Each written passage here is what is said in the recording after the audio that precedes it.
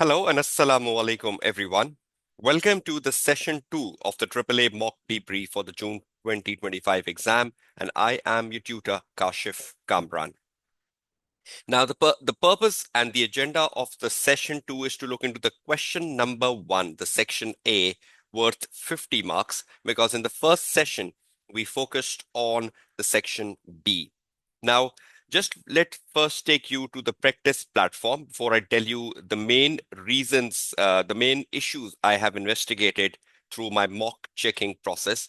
And more or less 160 mocks checked. Uh, I can give you the real insights of the weak areas the student had in the question number 1, and I'll be sharing a summary of that shortly. But I hope you can all see the question in front of your screen now, which is the pre-June mock and the question number 1 around the Calibri company. Okay, now you know that the partner email is important, and I will just be going over it just for the sake of the issues I found in the mock.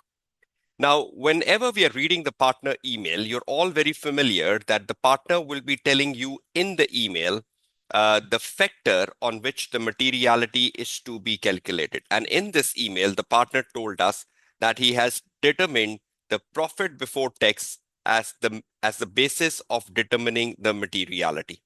Now, this was perfectly done by all of the student, but the problem is, there are three technical marks for the calculation and for the determination of the materiality.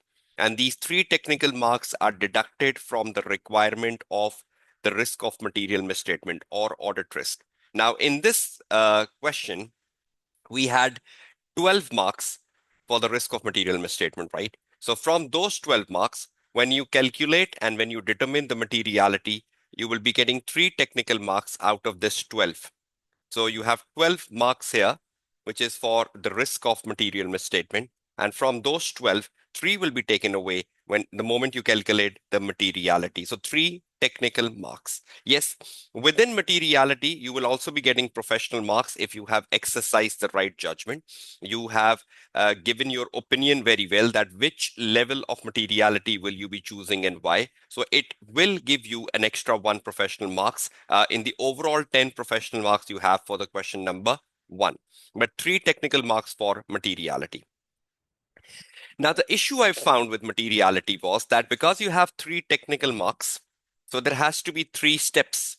In the first step, you are telling that the percentage of materiality on profit before tax is 5 to 10%.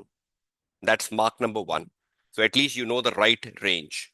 The mark number 2 is you calculate the materiality on 5% and you calculate the materiality on 10%. That is the lower side and the higher side. Mark number 2.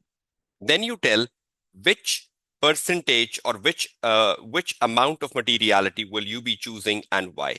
So a student might say 5% and justify. A student might say 10% and justify. A student might say 7% and justify. There are 3 steps. The first step is to tell that the materiality on profit before tax is 5 to 10%, full stop. Then you calculate 5% and then you calculate 10% and show the answer. Mark number 2. Then for the mark number 3, you need to justify which level will you be choosing and why. And you have to justify something like, is it a recurring audit? Is it a first year audit? Even if it is a recurring audit, there could be a certain risk in the scenario which keep the materiality level lower. Now, we definitely know that in a first year audit, we keep the materiality threshold lower because the risk is high in the first year audit. But yes, if it is a recurring audit, we gradually take the materiality up, but we never take the highest level of materiality even in the recurring audit. So 5 to 10%, some of the students choose 5%, and they justified it very well that why are they choosing 5%? Because they thought the company is in the process of listing, and for that reason, there could be a greater risk of management bias. So keeping it at 5% is good. So that sort of a justification is needed, right? So if you're not justifying, you're just saying that I am going with 5%, but you're not telling why, you're still losing one of the 3 technical mark. So please assure, I'll show you a student answer that how you go down with 1 mark, 2 mark, and 3 mark.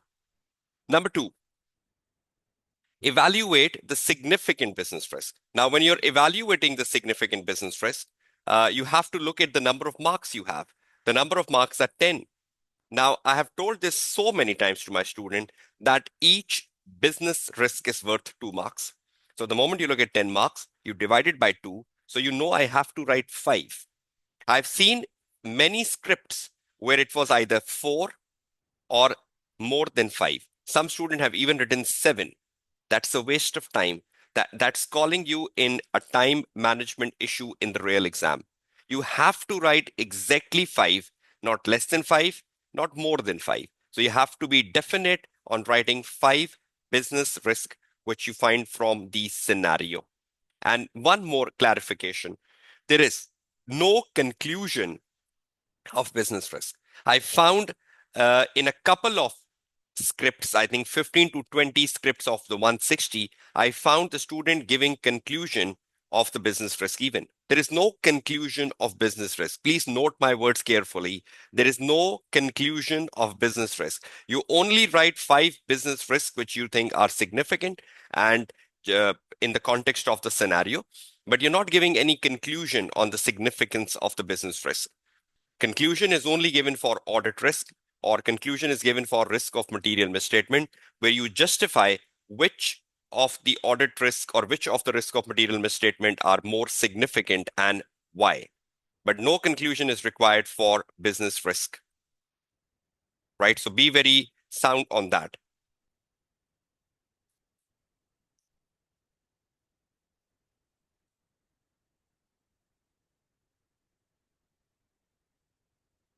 So I hope you're clear with the marking scheme, right?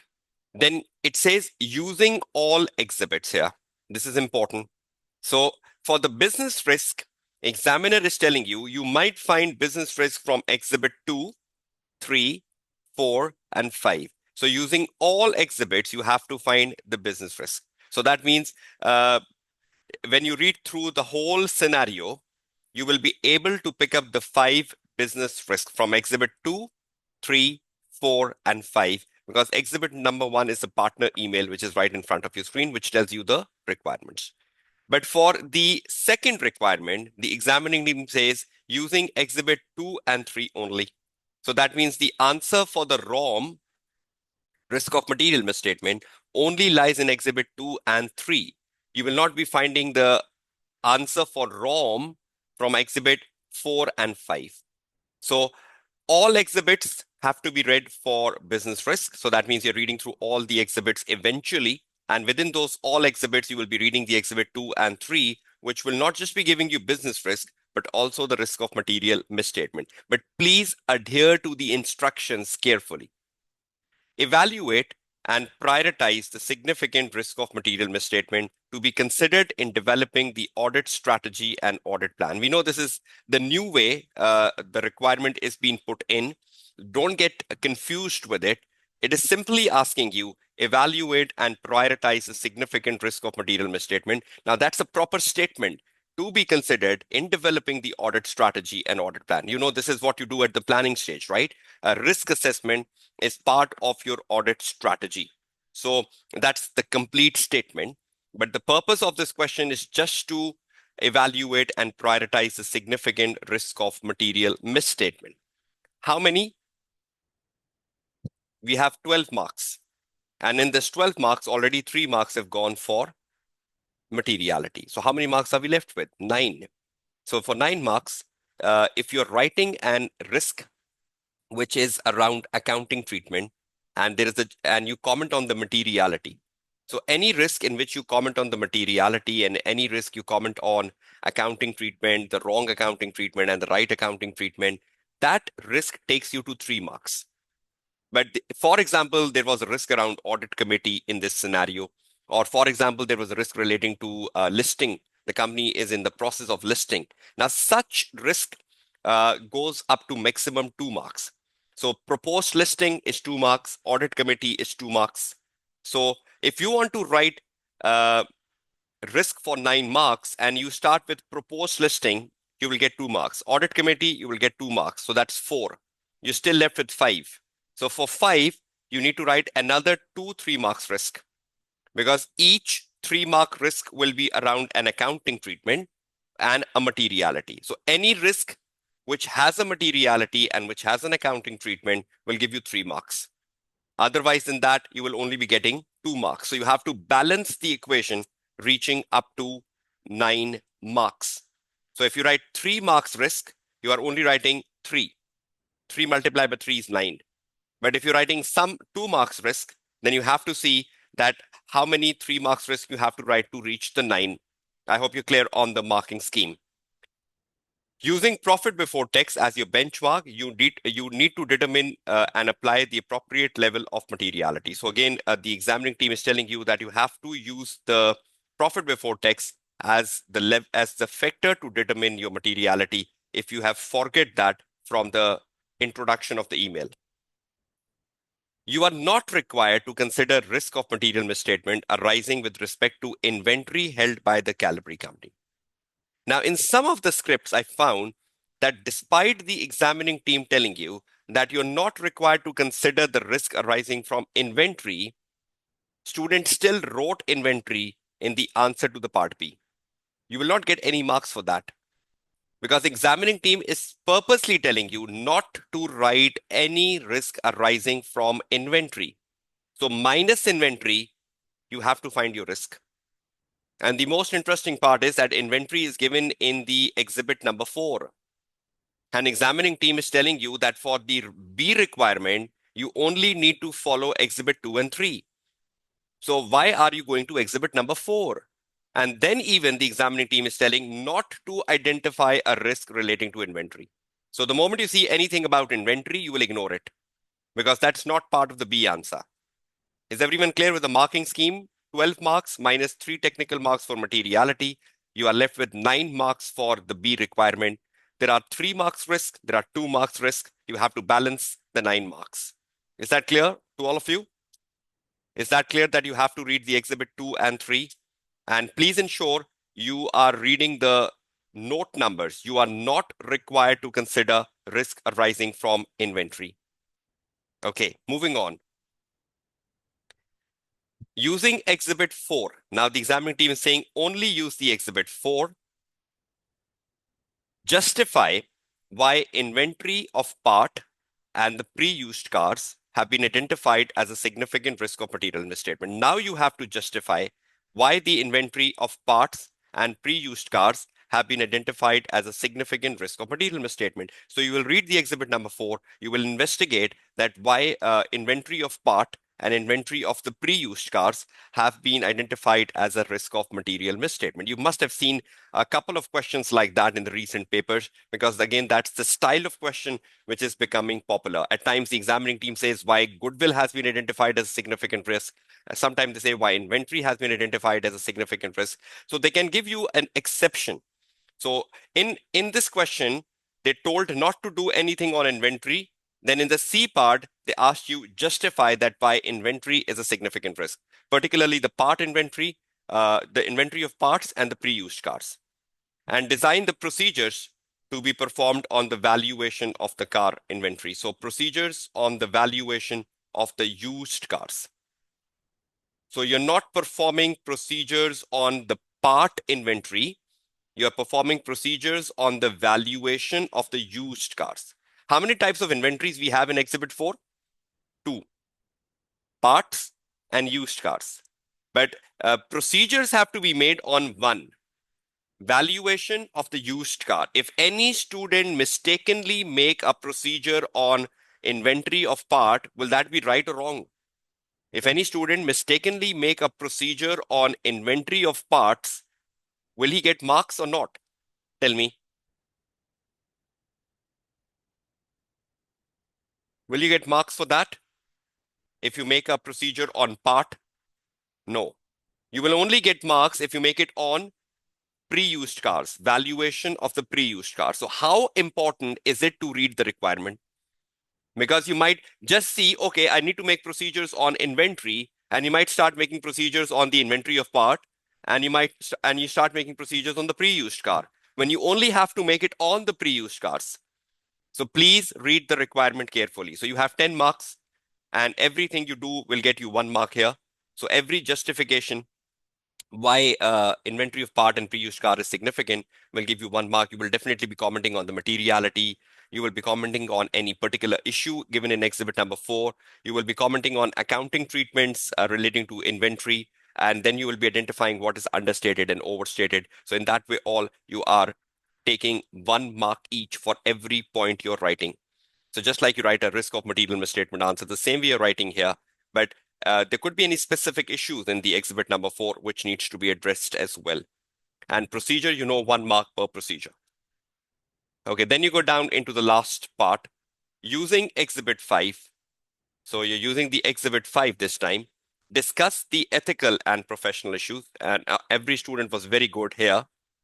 Arising from the director request for Tahoma Associates to provide the systems and KPIs for the sustainability reporting, uh, including providing sustainability assurance service. So the director is giving you a request to provide the systems and KPIs for sustainability reporting, number one, and including providing sustainability assurance service.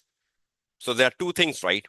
One is to assist the management in the systems and KPIs. Now, that's more like a management threat, right? Because when you're assisting management in the system of sustainability reporting, you're advising management on the system of sustainability reporting, or you're defining for the management the KPIs, that's primarily giving you a management threat. Secondly, including providing sustainability assurance service. We know audit firms can give a sustainability assurance service. That's a important non-audit service, and audit firms can give that service. But we need to see into the scenario what is going in. Determine which of these services, if any, could be provided. So which of the services could be provided? So to me, you can provide sustainability assurance service because that's something known and that's something you must have covered in the syllabus area F, other assignments. But providing a system and KPIs, that's a management threat, right? So that's something you can't give. So I hope you're clear on that, right? So the part 2 is asking which of this you can give and which of this you can't give. So you have to give your conclusion that I can give this, I cannot give that. So a sort of a conclusion will come when you're determining which service could be given. You have 8 marks. So that means 1 mark for everything you're writing, action and issue. 1 mark for an issue, 1 mark for an action. And this part was done excellent by all students. The mocks I have seen, no student struggle with this part because it was pretty simple in accordance with the requirements given in the exhibit number 5. So this is a scan of the question, right? And now let's get to the problem parts. What problems the student faced when they were writing in the answer before I just go over the question paper. Okay, just let me take you back to my presentation for a minute. And then I'll show you some good student answers. Okay, back to the presentation. Okay, now looking at the issues which are reported in the question number 1. Part A, business risk for 10 marks. Writing less business risk for 10 marks.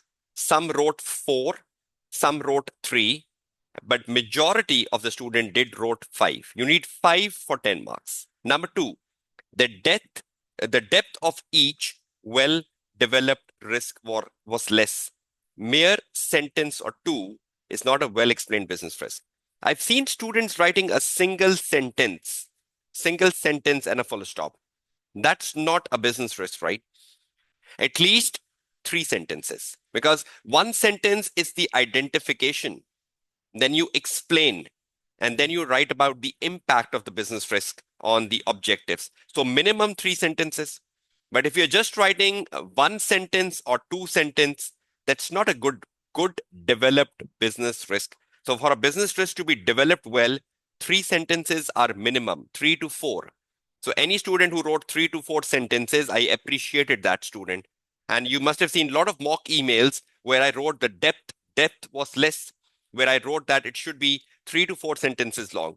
So a couple of students must have got that email from me where I mentioned that the depth of the business risk was less. So please remember 3 to 4 sentences per well-developed business risk. The conclusion was given for business risk, uh, two, which should not be given. So a lot of students give the conclusion for the business risk, which should not be given. Look at this statement here. You're not giving a conclusion for business risk. You're only giving conclusion for audit risk and ROM. How many times I've justified that? But still, I found students giving conclusion for business risk. Okay, now let's get to the part B. Significant risk of material misstatement for 12 marks. The materiality statement lacked the 3 essential steps to fetch 3 technical marks plus the professional marks. You didn't had the 3 steps to get the 3 technical marks. You were missing something, some of the students. I'll show you a good student answer and I'll show you how you get those 3 technical marks. If I can just take you to one of the good student answer and just show you how this should be done in. I hope you can see the answers now on your screens.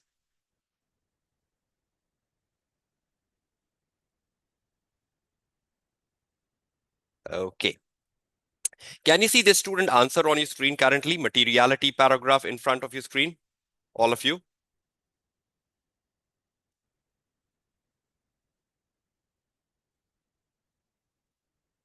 Right, the student is telling us that the materiality level based on profit before tax in line with the internal quality procedures of Tahoma Associate is 967 700. So he's first putting the materiality he found. Now he justifies how he found that. So even if you're not starting with this statement first, that's not an issue. So probably you might not be starting with this issue first. Just let me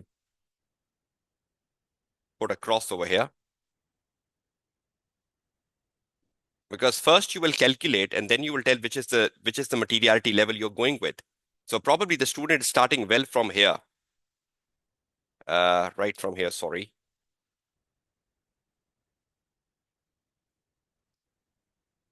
He's going well from here.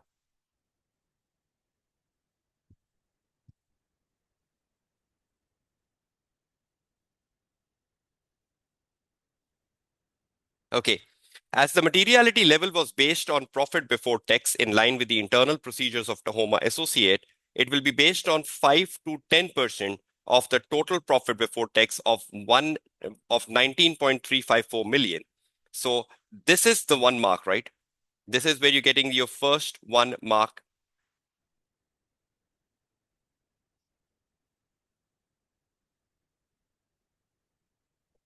Just excuse me for 1 minute.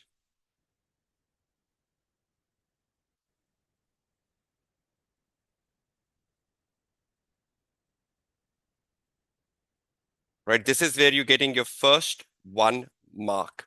When you're telling 5 to 10% is the threshold on profit, and the profit is 19354,000.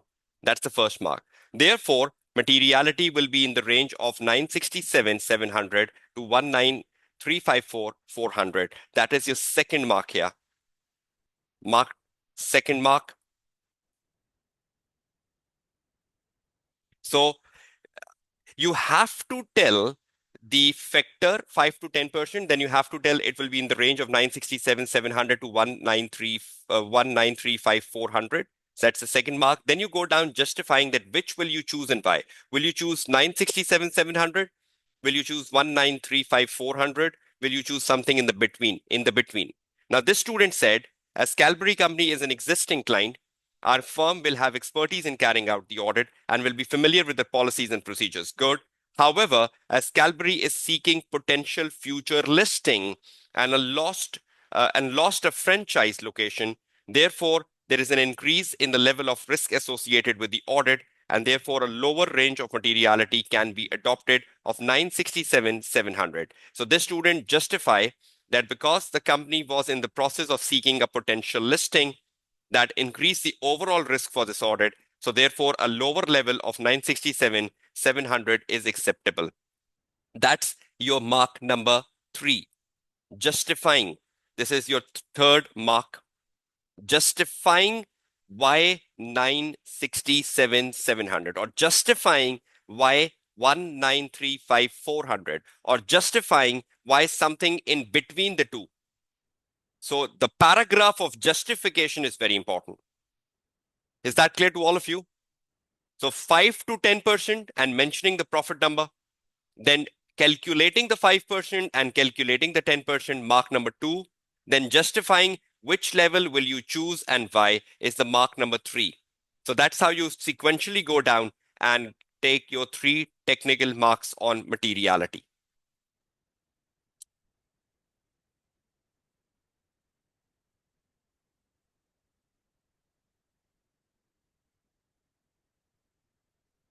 Okay, just one thing which I would like to criticize here. If you can see this can. Don't use this word can be adopted. You need to be very sure. So you will say, because the company is seeking a future potential listing, which increase the overall risk profile for the audit of Calibri, therefore, the materiality level should be 967,700. Be definite, right? Be definite. Never use this language can be as if you're not sure. So you have to say should be 967,700. So use a definite language when you're writing the materiality paragraph. I hope that's clear to all of you, right? So that was one issue the student did.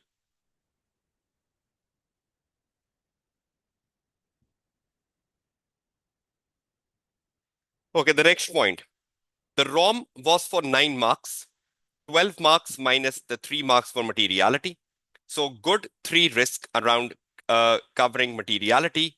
Treatment were adequate for 9 marks. Some student wrote up to 5 to 6 risk is a waste of time.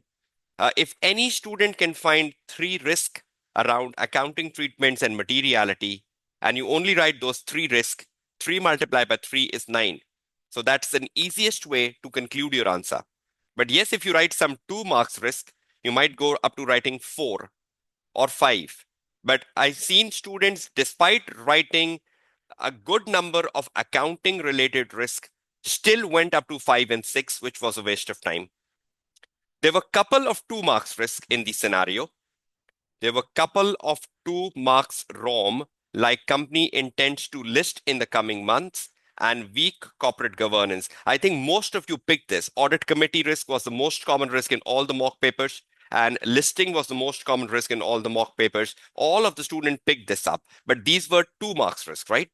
Apart from, there were good number of 3 marks risk, like impairment of the assets relating to the cash generating unit. So there was an impairment issue in the scenario due to the cancellation of the franchise agreement. I hope you remember that. And the issue around franchise being treated having an indefinite life. They were treating the franchises as indefinite life. So if they're treating them as indefinite life, that's not wrong to treat them as having indefinite life, provided you assess your basis every year and provided you review them for impairment every year. So it was not wrong to treat them with indefinite life, but I think the wrong part was that the management was not carrying out any impairment review of these franchises. So there were a couple of risks around 3 marks where we had accounting treatments in the scenario, but the student wrote way too many risks in some cases. The conclusion on ROM, the conclusion on which of the ROM were to be prioritized was weak or inadequate or was not given. At times the student give conclusion, but they don't know what to write in it. At times the student just tell this risk and this risk is important, full stop, but they will not tell why. We'll see some good student answers that when you write a conclusion, it's not just telling this risk is important, but it's also telling why. So your conclusion has to be like 2 to 3 sentences long and has to be very well justified. Let's see if we can find a good student answer to show you on the conclusion part. Okay, we have this student answer in front of your screen. Let's see, he wrote a franchise agreement as risk number 1, loss of a franchise location, risk number 2, control risk as risk number 3. I don't know from where he got the related party transaction, He wrote that as a risk number 4. And okay, he didn't wrote any conclusion. Okay, let's find another script where we can find a conclusion. Okay, no conclusion in this as well. Okay, just let's find another script where we can find a conclusion. Okay, we find it finally. Can you see over here the conclusion on your screen?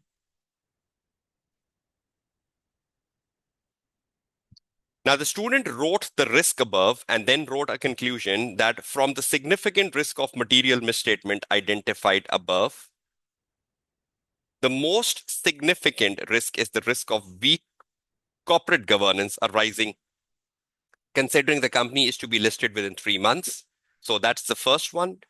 Number 2, and the risk of management bias in inventory treatment and franchise agreement by potentially understating expenses for the proposed listing.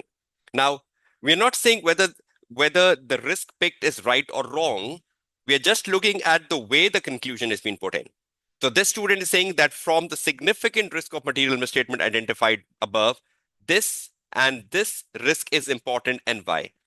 So he told us that the most significant risk is a weak corporate governance because the company is in the process of listing for in the next 3 months, and then there is a risk of management bias because the management might be biased to manipulate the results for the upcoming listing.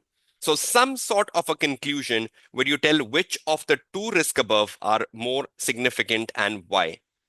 So this is an ideal length of a conclusion, right? Which should be given. We'll see if we can get another one, because that's a struggling area with students writing conclusion.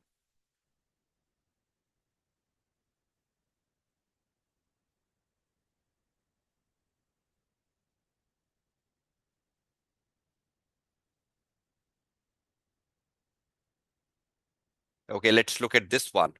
Seems quite appropriate, but let's see if they have any issues in this. Okay, this is another one. Conclusion. The potential future listing has been considered as the most significant risk of the material misstatement because this is a very significant step of company and involve high level of management bias to show better position.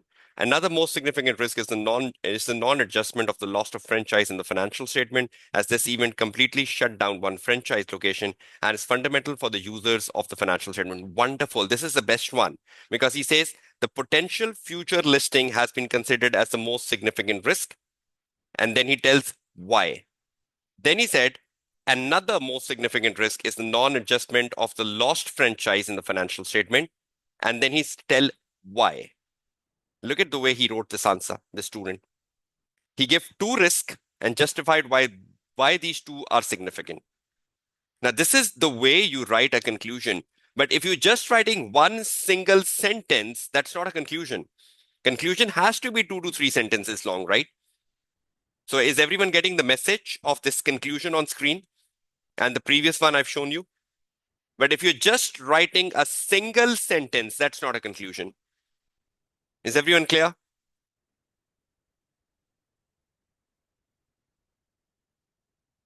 So please don't lose easy marks, easy professional marks around conclusion. You can easily get one good professional mark by writing a conclusion justifying which two of the above are more significant and why. And please don't lose easy 3 technical marks on materiality.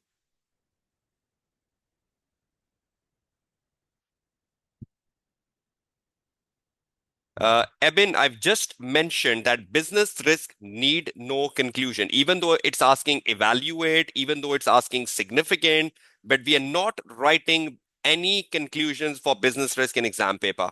Is that clear to you, Ebin? And is everyone clear about uh, uh, the statements I've given so far about materiality, about conclusions? Is everyone clear on that? Okay, good. Okay, just let's get back to the presentation for a minute. Okay, so these were issues I found in business risk and ROM. The depth of the business risk was a problem. And in the uh, ROM, the depth was not an issue, but the problem is that the students were writing way too many risk. So that was a problem, right? Okay. Proceed, part C. Part C requires the inventory of part and pre-used car parts with procedure for 10 marks. Students were able to pick out the issues well within the part and used car inventory well, but some students missed using inventory numbers in the exhibit for utilizing them as analytical procedures. I just show you that. So the majority of the student picked the issues very well in the part inventory and the used car inventory, but they missed on the numbers or using the numbers as part of analytical procedures like showing how much things have increased or decreased. Procedures was mostly fine, with student picking a good number of procedures to balance the 10 marks. And then in the D part, the ethical issues, this was the strongest part for in all the scripts. I found mostly student going well with that requirement for 8 marks around ethical issues and didn't found any major issue in that D requirement. Now, just let's quickly brush over some scripts. Let's quickly brush over the scenario and see what's the best way to write the answer.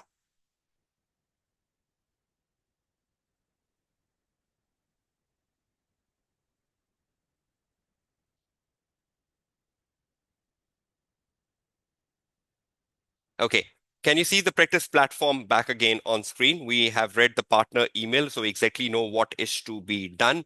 So just let's go down, start reading the exhibit number 2, the company information quickly, and just brush over what was majorly going into the scenario. The the Calibri company is a family business which was incorporated 30 years ago. Calibri company trades under a franchise arrangement with a single manufacturer per Perpetua cars in 8 locations. So you have a franchise agreement with a single manufacturer Perpetua cars. Green, business risk. You have a single manufacturer, right? You're relying on a single manufacturer for your whole business, and you have a franchise arrangement with Perpetua cars. You're only selling Perpetua cars, right? And you have a franchise agreement with them. But reliance on a single manufacturer or a single supplier or a single customer, that's a big business risk because you don't have any backups. No business likes to work without backups because if Perpetua car terminate all your franchises, terminate your arrangements, your franchising arrangements, they've already terminated one, they've already revoked one. What if they revoked others? You are at a significant risk of going concern. You are at a significant risk that your business might not sustain. So why doing business with a single manufacturer? That's number one. All these locations are in the same country as the manufacturer, so there are no foreign currency transactions. So students at times overlook the scenario and they will start writing about IS 21, despite the fact the question is telling us that there is no foreign currency transaction. There are two divisions of the business: car sales. Car sales are made from the showrooms as part of the dealership franchise package with Perpetua Car. Calgary is permitted to sell new Perpetua Car vehicles for the manufacturers in that specific territory under a franchise agreement. Good. The agreement require a single upfront fees of 800,000 for each showroom location. This gives Calvary the right to sell vehicles manufactured by Perpetua Car and make repairs to the pre-used car using manufacturer approved parts. This fees is non-refundable and paid only once upon opening of the new showroom. So this single upfront fees of $800,000, that's the franchise fees you're paying. So this is to be recognized as an intangible asset. You need to capitalize this as an intangible asset. We'll later see whether the management is treating this as indefinite life or as a finite life. Are they amortizing it or are they reviewing it for impairment? But this single upfront fees you pay at the time of opening a showroom is to be capitalized as an intangible asset. Franchise agreement lasts for 10 years and can be withdrawn without refund if franchise conditions are not met. So the agreement for franchise is for 10 years and Perpetua can withdraw them anytime without refund.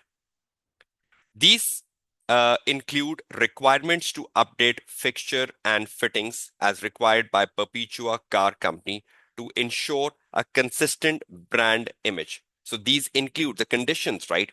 The franchise agreement lasts for 10 years and can be withdrawn without refund if franchise conditions are not met. These include the requirement to update fixture and fittings as required by Perpetua company to ensure a consistent brand image and to meet certain customer service and sale volumes key performing indicators. Now look at this. Is there a risk of a management bias here? Meet certain customer service and sale volume key performing indicator? Do we have a risk of management bias that the Calibri company would try to maintain the sales volume, will try to show an overstated sales volume just to keep the franchise agreement going? So, do you believe this KPI around sales volume is potentially becoming a risk of management bias? All of you? Is it becoming a significant risk of management bias here? So the sales volume and meeting the sales volume can potentially become a risk of management bias. So the ones I'm doing in yellow are ROM. The one I'm doing in green is the business risk. These includes requirement to update fixture and fittings as required by Perpetua car companies to ensure consistent brand image. What about updating the fixtures and fittings as part of this franchise agreement? Do you think this is quite a regular cost, quite a regular expense, which is to be done by a Calipari company? And do you think this will keep a lot of pressure on their cash flows, regular updates of fixtures and fittings as required by Perpetua company to ensure consistent brand image? So can that be a regular cash outflow of the business? Can this be a regular expense of the business, keeping pressure on their cash flows? We can develop a thought process around here.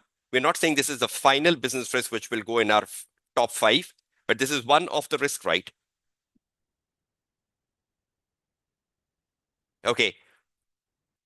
Providing these requirements are met, it is customary for the franchise agreement to be renewed automatically after 10 years. So if you meet these requirements, after 10 years, the license will renew.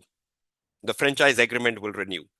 Historically, Calibri has always had a franchise agreement renewed and has such determined it's appropriate to capitalize the upfront fees and assume the assets have an indefinite life. So historically, they know every time after 10 years, the agreement is renewed.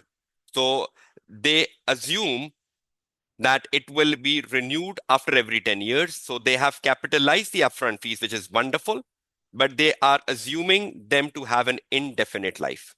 Now, assuming an indefinite life is not a wrong accounting treatment, provided that if the management assumes an intangible to have an indefinite life, they should review that asset for impairment every year. And there is no indication that they're reviewing these intangibles for impairments.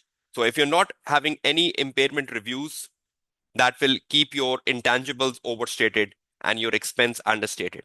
And every year you need to reassess your stance of indefinite life. Circumstances can change. We know that already Perpetua company has revoked one license. You had 8 licenses, now you have 7, right? So one of the franchise agreements, sorry, has been revoked. So you have 8, now you have 7. So conditions like such needs to be assessed, that what if the Perpetua company will renew the franchise agreement after 10 years or not. Historically, they were reviewing it. Historically, they were renewing it, sorry. But will they do the same in future? So you have to assess as management of Calibri. But taking an indefinite life stance is not a wrong accounting treatment, provided you assess annually and provided you perform an impairment review. Otherwise, your intangible assets will be overstated and your expenses will be understated. Okay, just let's move on to the further paragraphs. Perpetua Car owns the car showrooms, which are then leased by Calvary for a fixed period of 10 years. If the franchise is withdrawn by the manufacturer, Calvary company will pay the penalty fees to exit the property lease early, and each showroom is treated as a cash generating unit. So each showroom, you have 8 of them, Each of them is treated as a cash generating unit. So you have to test them for impairment individually. But look at this. If the franchise is withdrawn by the manufacturer, you have to pay a penalty to exit the property lease early. Now, this could be a business risk, right? Because you have to bear a penalty. You know, penalty is an outflow. Penalty will affect your cash outflows, and these penalties will be increasing your expenses as business if there is a termination. And already there is one termination going on in the scenario, so you can think about it from a business perspective. Also, we'll see if there is any dimension of a ROM here. Calgary Company customers can part exchange their old cars and receive an allowance against the cost of the new car at Calgary Company locations. These part exchange cars are then serviced and sold as a pre-used vehicles. We know there is an inventory of pre-used vehicles. There is an inventory of part. We'll come to that later to find the ROMs for the C requirement. Service and repairs.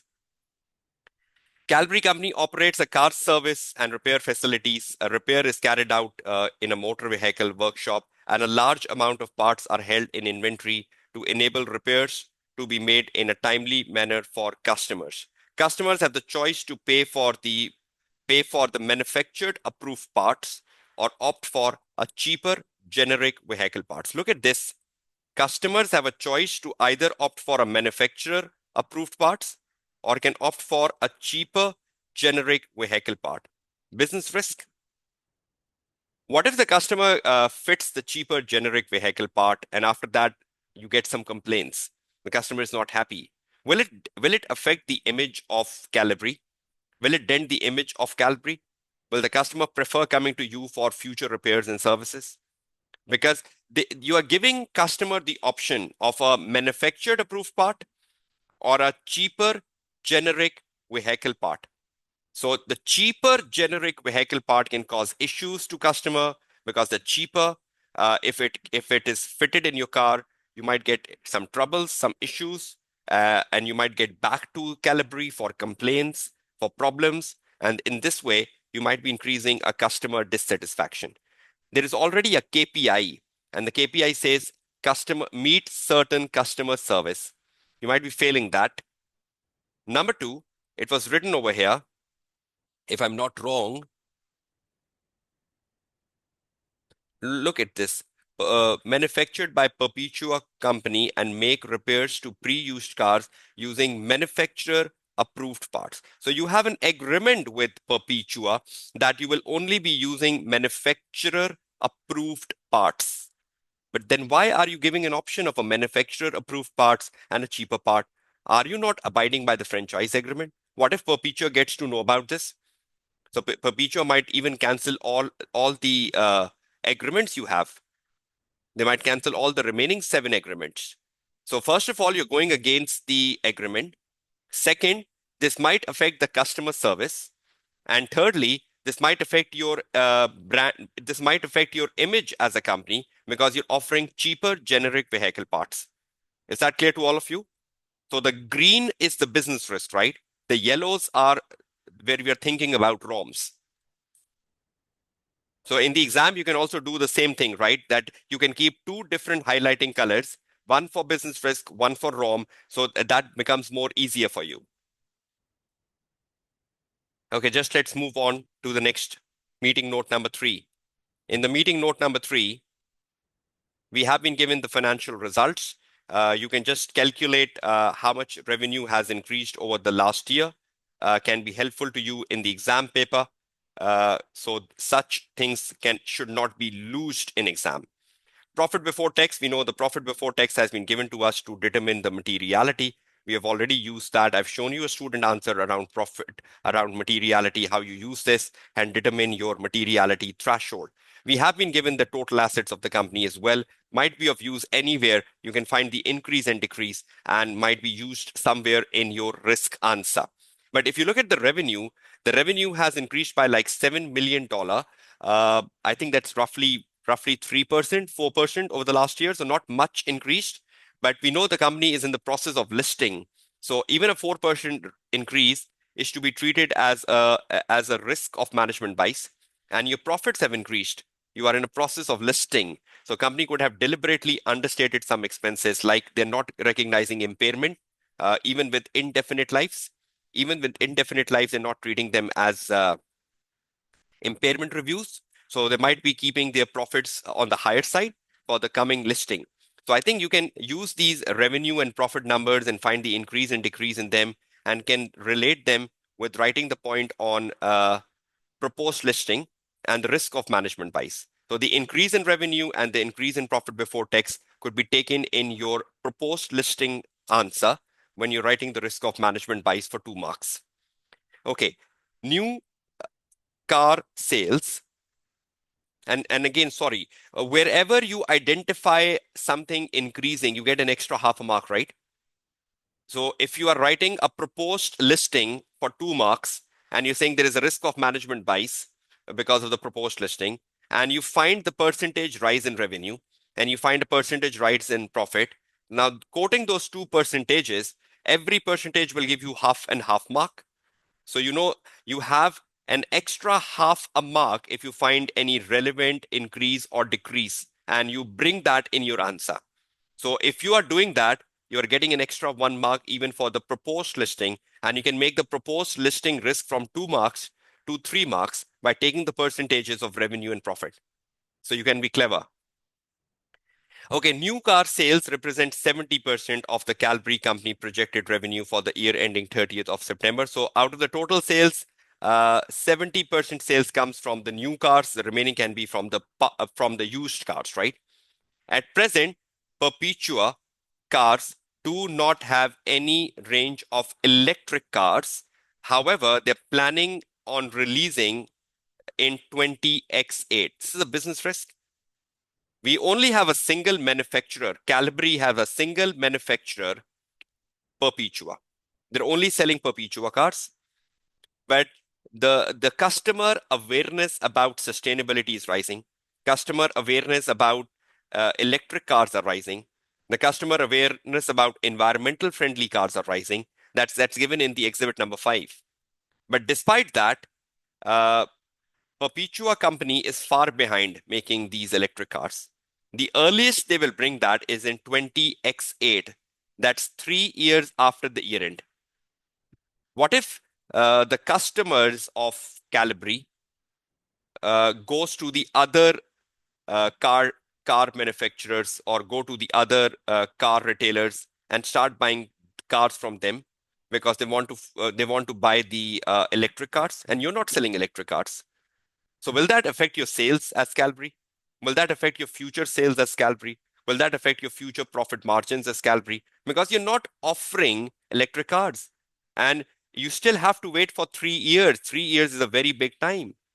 And you just rely solely on Perpetua. That's the biggest risk. You have no alternatives. You are under a 10-year agreement with Perpetua.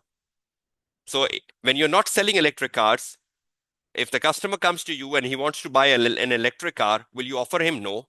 For the next 3 years, you cannot. So are you losing potential revenue and are you losing your potential profits? Definitely. So this is another business risk. Okay, loss of franchise location. Perpetua Car has provided Calvary with notification of their intention to withdraw franchise rights at one of the locations. So they're withdrawing the franchise rights at one of their locations. Calvary Company obtained the franchise right on the 1st of October 20X2. So just under 3 years, they're taking away this right. And Calvary is so assured that they will be renewing their agreements after every 10 years. Look at this. Just 3 years down the road, they've taken away an agreement. They've taken away a franchise rights. So management has to assess the indefinite life very well. The management has to assess whether these franchise agreements have a finite life or an indefinite life, because Perpetua can take away them at any time without even giving you a notice. And this was taken on the 1st of October 20X2. So just under 3 years, it has been taken away because it may fail to meet the sale targets required by the Perpetua car as a result, resulting in the revocation. So you were not meeting the sales target. So Perpetua can take the other franchise rights because of customer services, poor customer services, or selling the cheaper parts. So there could be other issues as well when they can revoke your rights in future. The franchise fees of $800,000 is non-refundable. So should you write this off?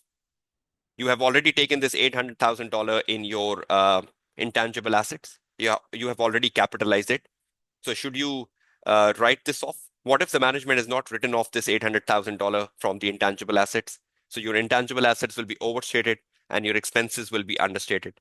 In addition, $350,000 penalty will be required to terminate the lease. Sorry. $350,000 of penalty. You need to recognize the provision under ICE 37. There is a reliable estimate. There is a probable outflow, a reliable estimate. $350,000 needs to be recognized as a provision. Now, if you look at individually the $350,000, that's immaterial.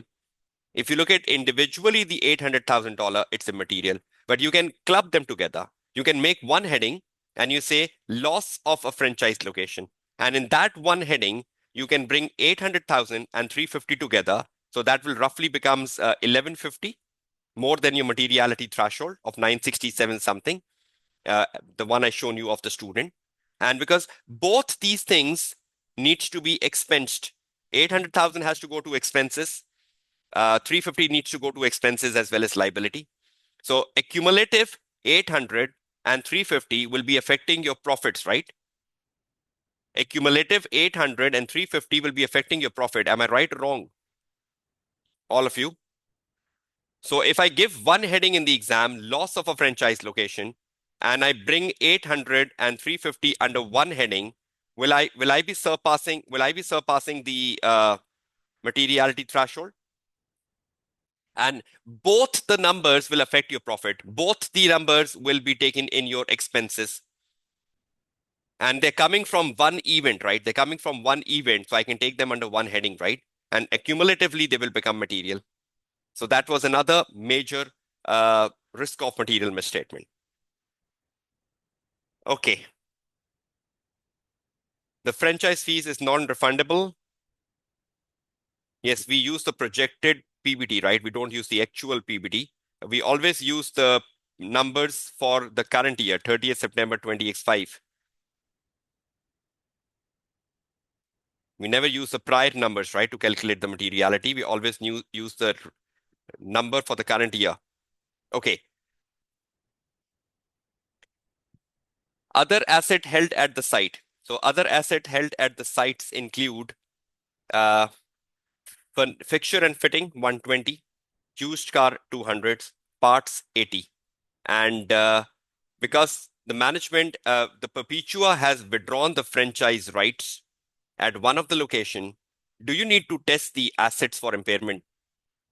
Because Perpetua has withdrawn the franchise rights at one of the location, and at that location you have $120,000 of furniture and fixtures and fittings, sorry, $200,000 of used cars, and $80,000 of part cars. Along with, you have an intangible asset of $800,000, which is non-refundable. So you accumulate them and you have to test them for impairment. You need to carry out the impairment test because of the franchise rights have been withdrawn. That is becoming an indicator for impairment. And you know, each showroom is a cash generating unit. So each showroom has to be tested for impairment. The finance director of Calvary Company has stated that these assets will be utilized at the other sites. Now, despite they can be used at other sites, you need to test them for impairment because they belong to a cash generating unit and there is an indicator for impairment.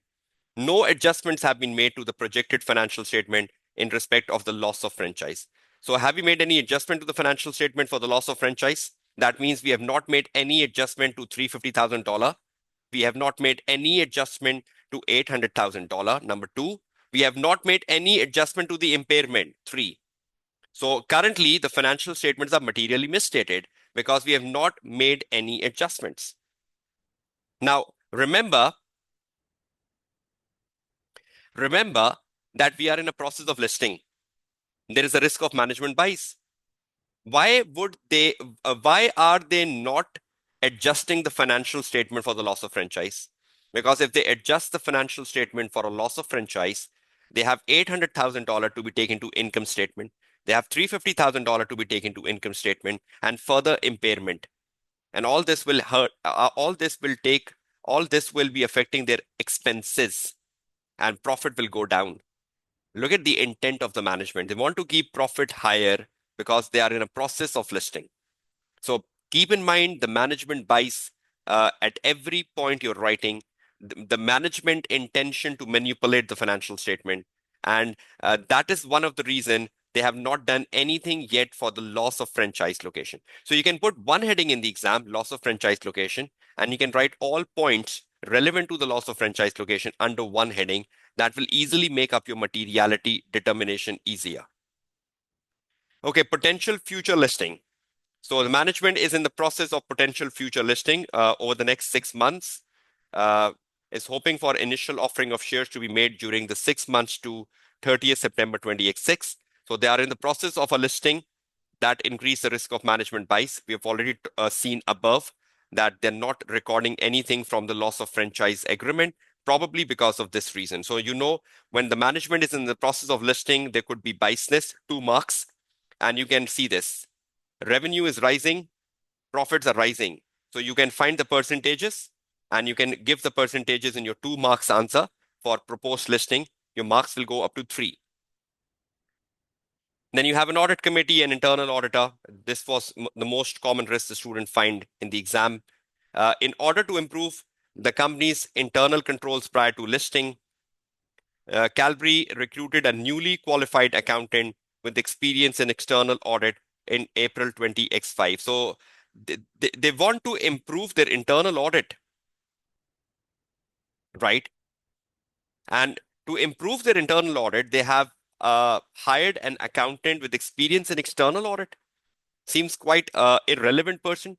You should have hired a person who had experience in internal audit, would have been better. The company aims to create an internal audit department and hopes that by 31st of December 20X5, this will have 2 full-time staffs. In addition, Calvary Company has appointed 2 independent non-executive directors from the car industry and intends to have recruited by at a third by the 31st of December. So they may create an audit committee that is independent. Neither of the non-executive directors appointed to date has any financial experience or expertise. You know, one of the non-executive director as part of the audit committee should have a financial experience. So I think they are going in a rush. They want to finalize the listing in the next 6 months. They have recently hired a qualified accountant who have expertise in external audit but not have expertise in internal audit. How will he fit into the internal audit department? Number one. Number two, look at their NEDs. None of the NEDs have a financial experience, so that's not making the right audit committee. So if your internal audit and audit committees are not functioning well, they might not be monitoring the underlying misstatements. They might not be playing their role very well. And even this might become a hindering factor in you taking a proposed listing. So I think there are a lot of issues in audit committee and internal auditors. And with the current scenario in place, this could result in the weak monitoring of systems, weak monitorings of internal control, or weak monitorings of the financial statements, and could give rise to potential future risk of material misstatements. So that ends this exhibit 2 and 3, where we need to dig out the majority of the ROMs. Now, what's the cut short story? To me, loss of franchise location is one major ROM. Potential listing is a second major ROM, number 2. And then the third major ROM is the historically, Calvary Company has taken them an indefinite life. So for me, this indefinite life is the risk number 1. Then we had loss of franchise agreement, risk number 2. Listing, risk number 3. Because in my listing, I will bring the profit before tax increase. I will bring the sales increase. So that will go to 3 marks. Indefinite life, I have $800,000 upfront fees. And I have a total of 8 showrooms. So 8 multiplied by 8 is 64. So that's materiality. Number two, 3 marks risk. And number three, I have the loss of franchise agreement. In loss of franchise agreement, $800,000 is to be expensed out. $350,000 is to be expensed out. You have to recognize the liability. So together, both of them are material. So I have three risks, all with materialities. Two risks with materiality, one with the rise in profit and the rise in PBT. So all of them is giving me 3, 3, 3, 9 marks. I hope you're getting my point of view, right? Okay, then you go to the exhibit number 4, where we had the part inventory and the pre-used cars. You need to justify why inventory of parts, and you need to justify why the inventory of the pre-used cars is a significant risk. That for the C requirement. Okay, now over here, we have been given full inventory counts are performed once a year in March, and the year-end figure is obtained via a roll forward of transactions from the date of inventory count to the year-end. What is the risk here? Performed once in March, and the year-end figures are obtained via a roll forward of the transaction from the date of inventory count to the year-end. So that means the count in the March is not taking place on the 31st of March. Am I right? The count in March is not taking place on the 31st of March, right? It is being performed in March, but it's not being performed on the year end. Am I correct, all of you?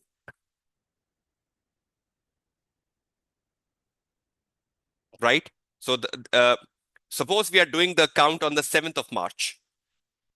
Now, from the 7th of March to the 31st of March, we will roll forward. And that roll forward can have misstatements. So the year-end inventory could be misstated because of that roll forward. Because the roll forward has to be done. And in the roll forward, you can do some mistakes in additions and deletions. Are you getting my point? So the roll forward itself is a risk which could create misstatement in the inventory.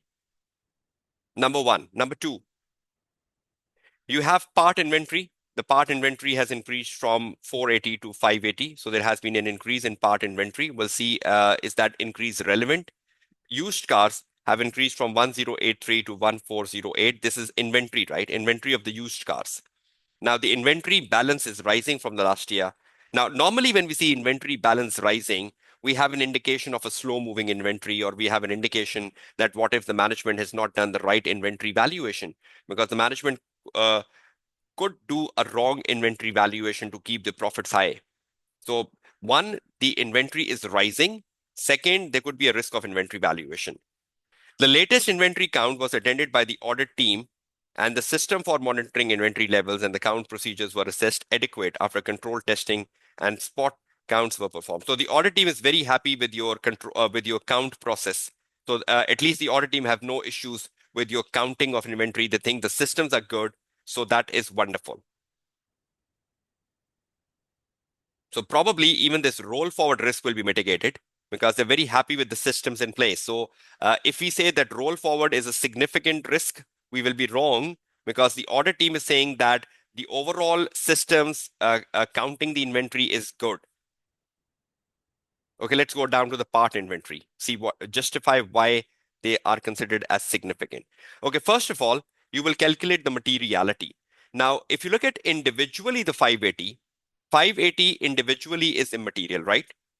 580 is individually immaterial. And 1408 is individually material as per the threshold I'm using, which was shown by the student, something like $977,000. But when you accumulate the inventory, 580 and 1408, and you take the total inventory as a whole is material. But if you go within the parts of inventory, parts is immaterial and used car is material. So you can just comment on the total inventory, that the total inventory is material to the financial statement. But yes, the part inventory as a component of the total inventory is immaterial, and used car as a component of the total inventory is material. Okay. It was noted during the count that inventory is marked with a colored sticker to show that it has been counted. So every time you put a color sticker to show that it has been counted. The color of the sticker is changed each year, to avoid confusion with the prior count. So 1 year you put a yellow color sticker, the next year you put a red color sticker, the next year you put a green color sticker. So to ensure that there is no misunderstanding. So the sticker is an evidence that the inventory is counted, but different color stickers are used each year. It was noted during the count that some of the parts were marked with as many as 5 different color stickers. That means if some of the part inventory had 5 different color stickers, that means it's been in inventory for last 5 years. Am I correct?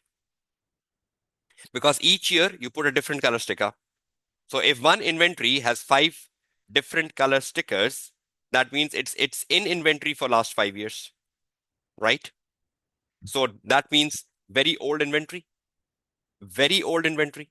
Should we, can there be some obsolete inventory, obsolete part inventory? Can there be some part inventory which is becoming slow moving? Should you test the valuation, lower of cost or net realizable value?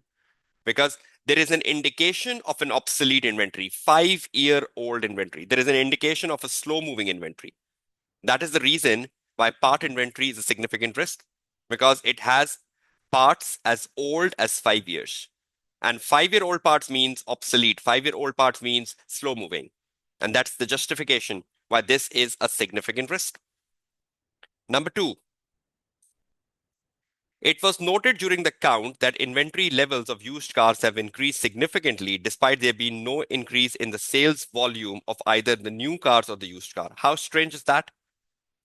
The inventory levels of the used cars have increased despite there being no increase in the sales volume of either the new cars or the used car. So that means you have over inventory, right? And that means your used cars are not selling well. That's why the inventory is piling up. Why is your inventory piling up? Your inventory is piling up because they're not selling well. So again, there is an indication of valuation. There is a risk of valuation. The used cars are not selling well. The customers are not happy buying the used cars. Look at this. How much used car inventory has increased? Can anyone take out the percentage quickly and tell me? How much used car inventory has increased by percentage? In percentage term, how much used car inventory has increased? If you can just give me a quick percentage for that.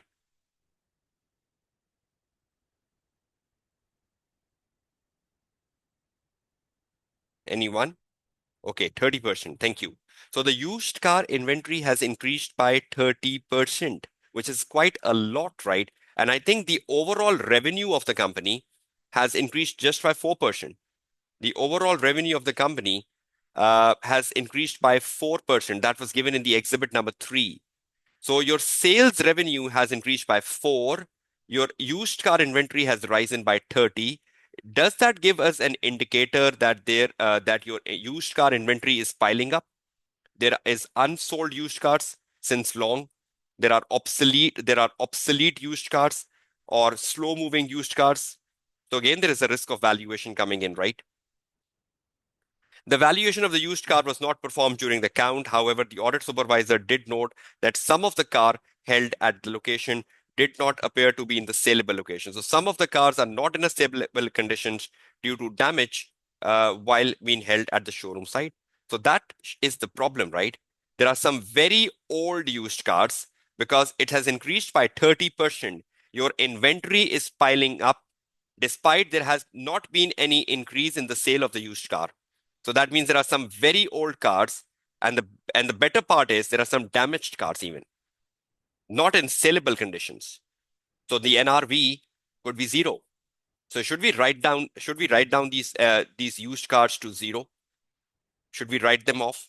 Because we have to value them at the lower of cost or net realizable value. And if they're not in saleable conditions, the net realizable value is 0. So there are a lot of points which can help you justify that why parts and used cars are a significant risk. You can comment on the materialities, you can comment on the inventory valuation treatment, you can comment on they being old, slow moving, held for last 5 years. Uh, Cars appear not to be in a sellable conditions. You can use all these points to accumulate your answer. You have 10 marks, but you have to write procedures on the used car valuations. Now, when you're writing the procedures on the used car valuation, first of all, you will be asking management that how many, you will be taking management uh, workings on inventory valuation. You will be reviewing whether management has included the cars which are not in sellable conditions at a zero value. Have they scrapped them off? Have they written them off? You will recalculate uh, the inventory valuation yourself. You will see how many cars are not in sellable conditions, and you will discuss with management the need to write them off, so on and so forth. First of all, you need to reassess the management inventory valuation, right? Have they included these saleable cars at a cost or an NRV? And then you will determine the number of cars which are not sellable. You will recalculate their inventory valuation. You will discuss with the management the need to rectify the proposed inventory valuation, so on and so forth, because and even you will be talking about with management that why inventory has increased by 30% despite no increase in car sales. Is there a piling up of inventory? Is there a slow moving inventory? All such things can come in when you're writing the procedures. I hope this brainstorming around the exhibit 2, 3, 4 is giving you some sense of what sort of business risk you could have thought, what sort of ROM you could have thought, and what sort of an answer you would have written in your part to justify why parts and used cars are a significant ROM and procedures. I'm not reading the sustainable reporting part because that was the part done well by all students, ethical and professional issues. Every student was capable of picking out the ethical and professional issues from this part on sustainability reporting. You can just read this quickly. It says Calgary Company is to include additional information within year annual report with the demonstrate sustainability targets and achievement for the company, because there's a growing popularity of sustainability across the world, right? Your firm has been approached by the directors of Calgary to determine the appropriate sustainability key performing indicators. If you determine the appropriate KPIs, that's a management threat, because later when you come for the audit and later when you go for sustainability assurance, you will have a self-review threat because the KPIs will be determined by the audit firm. So it's not just giving you a management threat if you determine them, it's also giving you a self-review threat. Calgary Company also requires assistance from Tahoma to establish the system to capture and measure. If the audit firm established the systems, again, it's a management threat. And moreover, when you come next year and you do the test of controls or you test the systems as an auditor, you will be reluctant to review these systems because you know my firm has implemented these systems or my firm has developed these systems. The director requires a separate assurance reports on KPIs, which have they asked. Now, this is something you can do because giving a separate assurance report is part of auditor responsibility. They can give that. But yes, you have to consider your competence as an audit firm. Have you ever done it before? You need to consider your fees, the deadlines, and every such things, because I think the question is not just ethical, it's professional. But separate assurance report is a doable service. Establish the system is not to be done because that's a management threat and the company is in the process of listing, and determine the appropriate KPIs is not to be done because again that gives a management threat. So I hope you can get some ray of hope of sketching out the answer from here. So this is the mock question number 1 with all information read. I have told you the mistakes the student have done when writing the answer. I'll be sharing a good student answer with you, but again my point of concern is please don't give a conclusion for business risk. Number 1, the depth of the business risk should be 3 to 4 sentences long. Write only 5 business risks, not 6, not 7, not 4. Uh, Fetch 3 easy technical marks around materiality by following the 3 steps to determine the materiality, which I've shown you in a good student answer. Do write a conclusion for significant ROMs. Justify which 2 of the ROMs are significant and why, just like I've shown you from a good student answer. Focus on the 3 marks risk more. Even I told you that the listing risk can become a 3-mark risk if you bring the percentage rise in profit and revenue. And then you can use the loss of a franchise contract as a 3-mark risk and the intangibles having indefinite life as a 3-mark risk.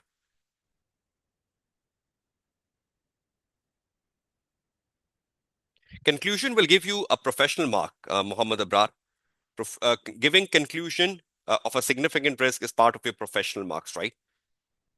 Even when you are exercising a judgment in materiality, it will also give you another professional mark as well. So don't miss out writing the conclusion, right? Structure the briefing note well, follow the order, follow the instructions. Don't write inventory in the B part answer, because in the B part answer, inventory should not be written. Don't do mistakes like such, right? Adhere to the instructions, because that will help you get the communication skill marks. Is that clear to all of you? Uh, have you understood the case if anyone had any misunderstandings when you were reading the case? Or when you were reading the case, you had some misunderstandings about business risk and ROMs? Is it more clear after my debrief?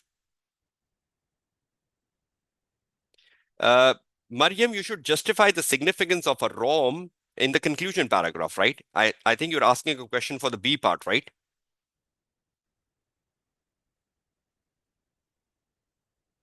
Okay, so I'm ending this mock debrief question number one.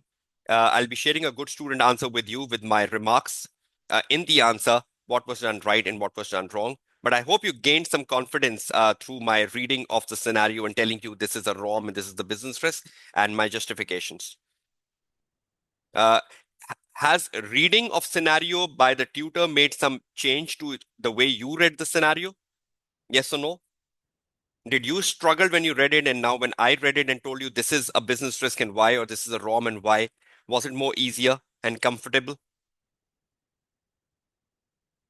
Okay, so I hope you do the same on Monday, reading your own case on Monday, reading the requirements well, looking at the note numbers in the requirement, not doing the mistakes you have done in the mock exam. And I hope you have a success in the upcoming June 25 exams.